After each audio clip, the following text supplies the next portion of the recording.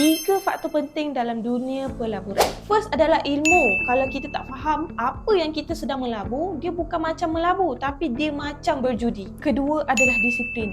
Bukan semua tempat kita boleh melabur. Ingat tu. Dan ketiga adalah masa. Orang yang mula awal akan selalu menang. Bukan sebab modal besar tapi sebab compounding kerja dalam diam. Pelaburan ni bukan pasal siapa yang paling cepat kaya, tapi siapa yang paling konsisten belajar dan buat keputusan dengan bijak. Sebab dalam hidup ni bukan gaji yang tentukan masa depan kita, tapi keputusan kewangan yang kita buat hari ni. Mulakan je pelaburan kecil-kecil dulu. Mula hari ni, tapi jangan sesekali mula tanpa ilmu. Hari ni saya nak share korang satu benda, especially untuk Bumi Putra.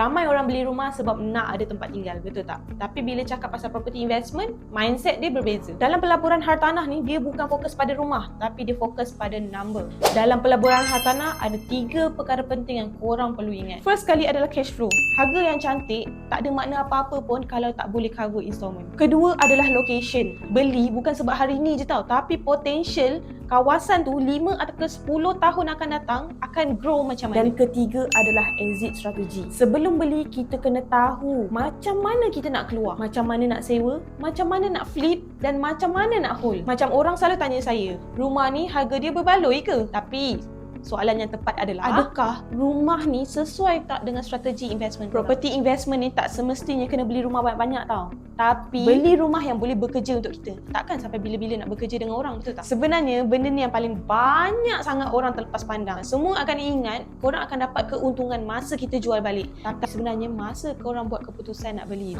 itu baru betul keuntungan.